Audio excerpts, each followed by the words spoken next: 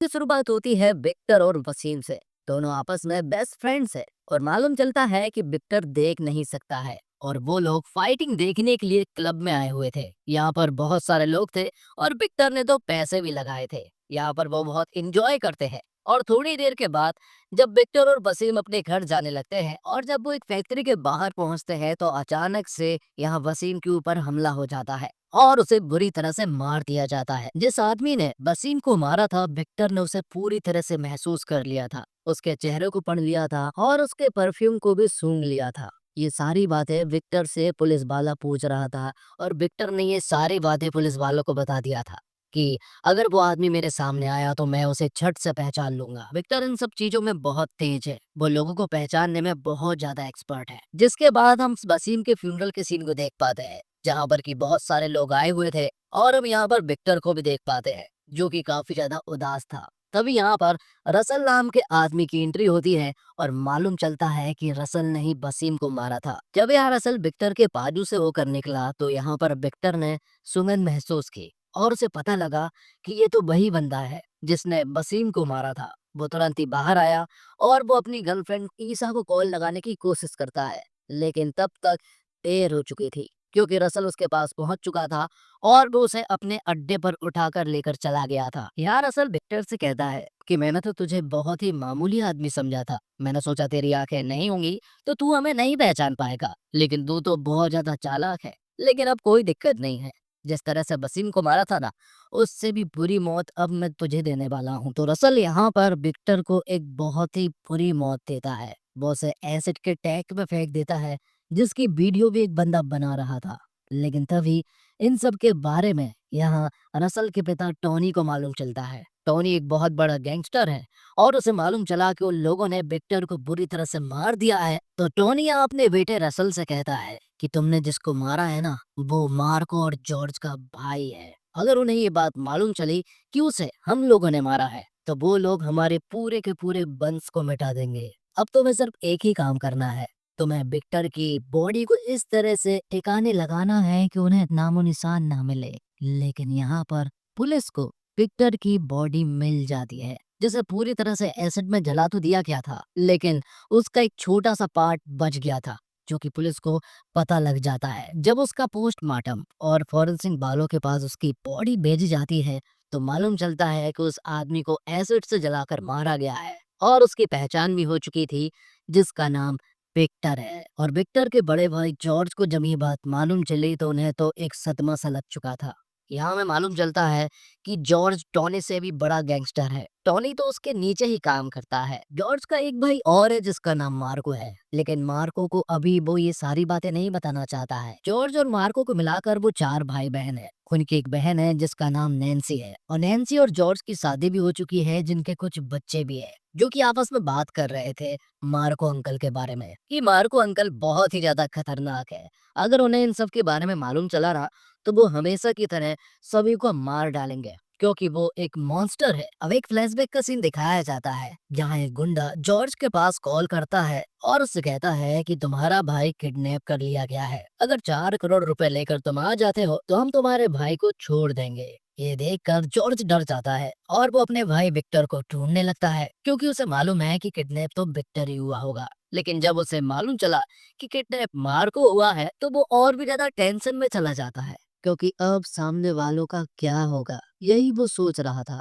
जिसके बाद हम मार्को को देखते हैं जैसे कुछ लोगों ने बंदी बनाकर रखा था, लेकिन मार्को यहाँ पर उन्हें इतने ब्रूटल तरीके से मारता है कि अगर वो मैं सीन दिखा दूं तो वो सारे सीन सेंसर में अटक जाएंगे। अब आगे में एक बात और मालूम चलती है कि मार्को जो है वो दरअसल में इनका सगा भाई नहीं है बल्कि सौतेला भाई है। जॉर्ज के पिता ने उसे गोद लेकर आए थे और जॉर्ज की बहन नैन्सी चाहती है कि उनकी जमीन का बंटवारा हो जाए जिसके 3 हिस्से हो, क्योंकि मार्को को तो कुछ भी नहीं मिलने वाला क्योंकि वो सौतेला है। लेकिन विक्टर कहता है कि मुझे जमीन में नहीं चाहिए, मुझे तो सिर्फ मार्को के साथ रह रहा है क्योंकि मार्को ही मेरी संपत्ति है। विक्टर मार्को को बहुत मानता था और मार्को भी विक्टर को बहुत ज्यादा मानता था। दोनों भले ही सौतेले भाई थे, लेकिन अगर कोई सगे भाई भी होते ना तो उनकी तरह भाई नहीं हो पाते। तो अब सीन प्रेजेंट में आ जाता है जहाँ पर कि हम जॉर्ज को चर्च में देख पाते हैं जहाँ पर कि वो उसे श्रद्धांजलि दे रहा होता है। यहाँ पर टोनी और रसल भी आए हुए थे और फिर थोड़ी देर के बाद ही एंट्री होती है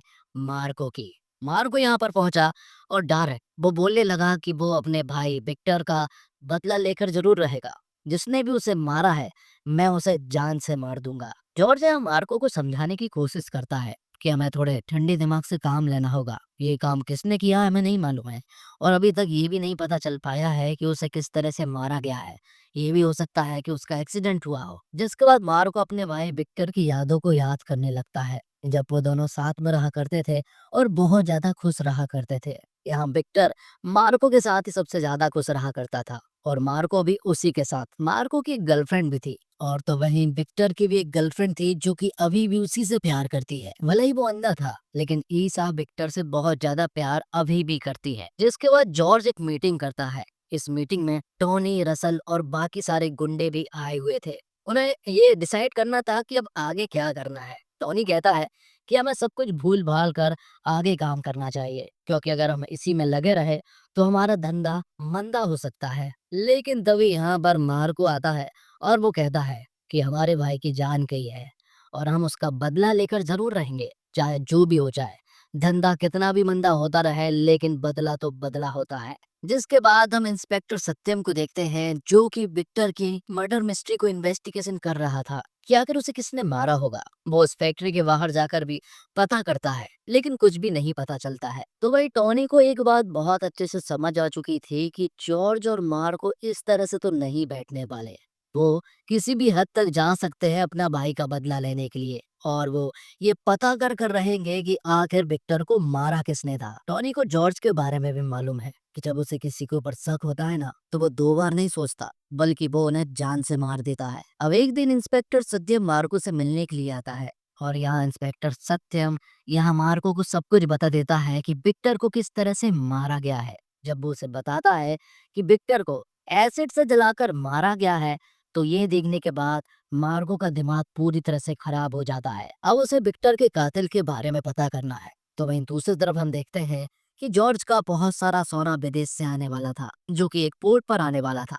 लेकिन टोनी के हाथ में बहुत कुछ था। उसने वहाँ कैप्टन से बात कर ली और सारे सोने को अपने पास रख लिया और वहाँ जॉर्ज को बता दिया कि उसका पूरा सोना पकड़ा गया है। ये सुनकर जॉर्ज का भी दिमाग खराब हो जाता है। उसे समझ नहीं आ रहा था कि अगर कैप्टन से हमारी बात है तो फिर सोना पकड़ा कैसे जा सकता है। जॉर्ज को भी धीरे धीरे कुछ चीजें समझ में आ रही थी कि कोई अंदर का ही आदमी है जो कि मिला हुआ है। ये चीज टोनी ने भी महसूस कर ली थी। टोनी को ये बात भी मालूम है कि अगर जॉर्ज ने पता करने की कोशिश की कि इन सबके पीछे कौन है तो हमारा नाम सामने जरूर आ जाएगा। इसलिए टोनी चाहता है कि जॉर्ज को मार दिया जाए। इसलिए देवराज नाम का एक आदमी जॉर्ज को मारने के लिए कार में पहुंच जाता है। वो उससे बात करता है और उसे बुरी तरह से घायल कर देता है। किस्मत खराब थी कि जॉर्ज बच गया। थोड़ी देर के बाद ही मार्को भी हॉस्पिटल में आ जाता है और अब मार्को को भी बहुत अच्छे से मालूम चल चुका था कि ये कोई बाहर लोगों का काम नहीं है बल्कि कोई अंदर के ही लोग हैं। जबकि उसे ऐसा लग रहा था कि ये किसी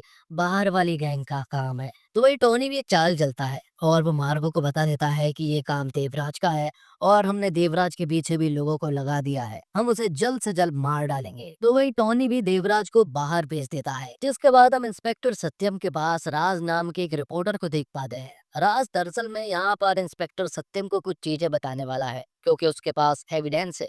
उसके पास फैक्ट्री की वो क्लिप है जब यहाँ वसीम को मारा गया था। उस क्लिप में क्लियर दिखाया गया था कि रसल ने ही वसीम को मारा था और वहीं पर विक्टर भी मौजूद था। ये क्लिप तुरंत ही इंस्पेक्टर सत्यम डीसीपी को बताने के लिए जाता है लेकिन डीसीपी तो खुद टोनी के साथ मिला हुआ है। वो सब कुछ टोनी को बता देता है और उस क्लिप को भी अपने पास रख लेता है। तो जब टोनी को ये बात मालूम चली तो टोनी फिर से सबूत मिटाने में लग जाता है। वो रिपोर्टर राज को जान से मरवा देता है। लेकिन आदिया में मालूम चलता है कि इंस्पेक्टर सत्यम ने एक क्लिप अपने पास भी रख ली थी। वो क्लिप बुझाकर जॉर्ज को बता देता है। जॉर्ज को जब ये बात मालूम चली तो वो समझ गया था कि इन सब के पीछे टोनी का हाथ है और अब वो जल्द से जल्द मार्को को बताना चाहता है और उसे सतर्क करना चाहता है। तो वहीं हम मार्को को देखते हैं जो कि देवराज को ढूंढने के लिए जा रहे थे और उसके साथ रसल भी मौजूद था। जॉर्ज तुरंत ही मार्को के पास कॉल करता है लेकिन तब तक थोड़ी देर हो चुकी थी। रसल ने यहाँ पर मार्को को पकड़ लिया था और वो उसे बेरहमी से मारने लगे थे। वो उसे एक जंगल में ले जाते हैं और वहां उसके दोस्त और मार्को को पूरी तरह से मारना स्टार्ट कर देते हैं। यहाँ ऐसा लग रहा था जैसे मार्को को भी ये लोग मार डालेंगे। लेकिन ऐसा नहीं हुआ, क्योंकि जब मार्को को मालूम चला कि रसल ने ही विक्टर को मारा है और जिस तरह से मारा गया है वो सुनकर मार्को को गुस्सा आ जाता है और वो लोगों को चुन चुन कर इतने बुरी तरीके से मारता है कि कोई देख ले तो वो तो पूरी तरह से हैरान रह जाए। आखिर में मार्को का गुस्सा भी पूरी तरह से ठंडा नहीं हुआ था, क्योंकि उसने रसल को नहीं मारा था। जब वो रसल को मारने के लिए उसके पास जाता है, तभी रसल यहाँ पर उसके पिता टोनी से बात करवाता है और वो उसे बताता है कि विक्टर की गर्लफ्रेंड ईसा उनके कब्जे में है, जो कि प्रेग्नेंट है। तो अगर तुम मुझे मारोगे तो वहाँ 2 लोगों की जान जाएगी। ये देखकर यहाँ पर मार्को रुक जाता है, लेकिन मार्को अभी भी शांत नहीं बैठने वाला था। वो तुरंत ही देवराज के पास जाता है। उसने उसे किडनैप कर लिया था। वो उसे एक टैंकर में बंद कर देता है और वहाँ बहुत सारे बॉम्ब लगा देता है। वो उससे पूछता है कि आखिर ईसा कहाँ पर है। अगर वो उसे पता बता देगा तो मैं उसे छोड़ दूंगा। यहाँ पर देवराज ने उसे पता बता दिया, लेकिन मार्को ने देवराज के चीथड़े उड़ा दिए थे। तो देवराज ने जिस पते के बारे में बताया है वो दरअसल में टोनी का अड्डा है और वहाँ पर बहुत सारे गैंगस्टर हैं। लेकिन फिर भी मार्को यहाँ पर ज्यादा अपना दिमाग नहीं लगाता। वो तो वहाँ पहुंच चुका था। मार्को वहाँ देखता है कि सचमुच ही यहाँ पर तो बहुत सारे गुंडे लोग हैं। लेकिन मार्को यहाँ उनके ऊपर टूट पड़ता है और उन्हें यहाँ पर पूरी तरह से मारने लगता है। वो लोग बहुत सारे थे, लेकिन फिर भी मार्को ने उन सबको मार गिराया था। आखिर में सभी को मारने के बाद वो छत पर पहुंचा। वहां पर एक लड़की जरूर थी, लेकिन वो ईसा नहीं थी। यहीं पर टोनी भी मौजूद था। टोनी मार्को से कहता है कि मुझे बहुत अच्छे से मालूम था कि तू यहाँ पर जरूर आएगा, लेकिन मैं इतना पागल थोड़ी ना हूँ कि ईसा को अपने पास रखूंगा। टोनी कहता है कि अगर तुम्हें ईसा चाहिए तो बदले में 40 करोड़ रुपए देने होंगे और वो भी मेरे बेटे रसल को देना होगा। मार्को तुरंत ही रसल के पास एक सूटकेस लेकर पहुंच जाता है। यहाँ रसल को ऐसा लगा था कि मार्को यहाँ पैसे देने के लिए आया है, लेकिन सूटकेस में तो दरअसल में टोनी का हाथ होता है। ये देखकर रसल तो पूरी तरह से हैरान रह चुका था। प्लस में किसी में बताया जाता है कि जब हाल ही में यहाँ पर मार्को टोनी से मिला था तो वहाँ उसने पैसों की बात की थी, लेकिन मार्को ने वहाँ उसका ही हाथ काट दिया था। तो अब मार्को यहाँ रसल से कहता है कि अब तुझे तेरा बाप जिंदा चाहिए तो तू ईसा को छोड़ दे, मैं तुझे तेरे बाप का पता बता दूंगा।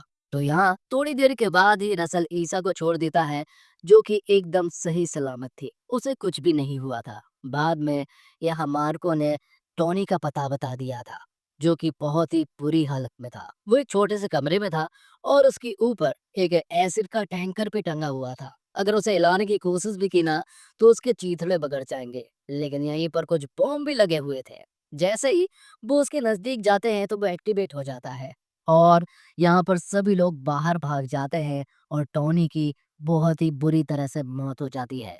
तो अब रसल के पास कुछ भी नहीं बचा था, इसलिए वो अपने सौतेले भाई साइरस के पास जाता है। साइरस एक ऐसा बंदा है ना जो कि लोगों को ब्रूटल तरीके से मारता है। वो किसी इंसान से बदला लेने में यकीन नहीं रखता, बल्कि पूरी की पूरी फैमिली को मार डालने पर यकीन रखता है ताकि उसका कोई भी दुश्मन ना बचे। तो भैया मार्को अपनी फैमिली के साथ रहने लगा था। उसकी गर्लफ्रेंड भी उसके साथ रहने लगी थी। यहीं पर ईसा भी रहने लगी थी। मार्को को ऐसा लग रहा था कि शायद अब उनके साथ कोई भी प्रॉब्लम नहीं होगी, अब वो लोग बिल्कुल ठीक तरह से रहेंगे। लेकिन तभी हम साइरस को देखते हैं, जो कि कोई प्लानिंग नहीं बनाता, बल्कि वो कहता है कि आज रात को ही हम मार्को के घर पर जाएंगे और उसकी पूरी फैमिली को मार डालेंगे।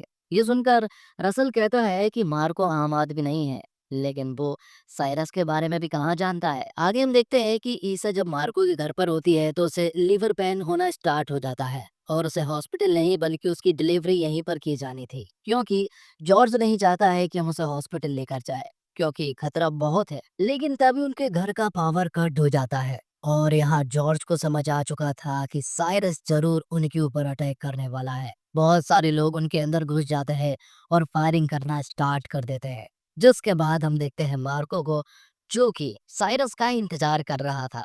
थोड़ी देर के बाद यहाँ पर साइरस भी घुस जाता है उसके लोगों के साथ और वो पूरे घर में तबाही मचाना स्टार्ट कर देते हैं।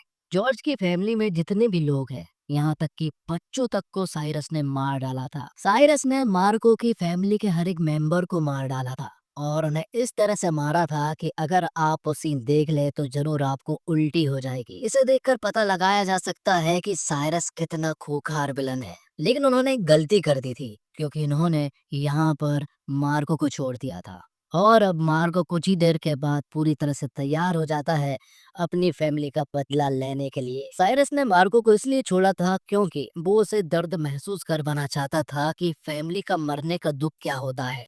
लेकिन उसने ये बहुत बड़ी गलती की थी कि उसने मार्को को जिंदा छोड़ दिया। थोड़ी देर के बाद ये मार्को को देखते हैं जो कि साइरस के अड्डे पर पहुंच चुका था। यहाँ पर भी बहुत सारे लोग मौजूद थे, लेकिन मार्को सूट बूट पर होने के बावजूद इन सभी लोगों से भिड़ जाता है और उन्हें बहुत ही ब्रूटल तरीके से मारने लगता है, जिस तरह से साइरस ने मार्को की फैमिली को मारा था। यहाँ पर मार्को साइरस के पूरे गुंडे को उसी तरह से मारता है। आखिर में मार्को यहाँ पर रसल की छाती में एक मुक्का मारकर उसके छाती से दिल निकाल लेता है। यहाँ साइरस के पास ईसा का बच्चा भी है जो कि उसने कल रात को अपने पास रख लिया था। उसे वो एसिड में मारने की धमकी दे रहा था, लेकिन मार्को कहाँ डटने वाला था। वो यहाँ पर साइरस की गर्दन काट देता है और ईसा के बच्चे मतलब कि विक्टर के बच्चे को बचा लेता है। और इसी के साथ ये फिल्म यहीं पर समाप्त होती है। तो दोस्तों, उम्मीद करता हूँ आपको वीडियो पसंद आई होगी। वीडियो पसंद आई हो तो वीडियो को लाइक करके चैनल को सब्सक्राइब जरूर कीजिएगा, ताकि आपको इसी तरह के लेटेस्ट और फ्रेश कंटेंट मिलते रहे। मिलते एक और कमाल की वीडियो के साथ, तब तक के लिए आप हमारे चैनल के साथ बने रहिए। धन्यवाद।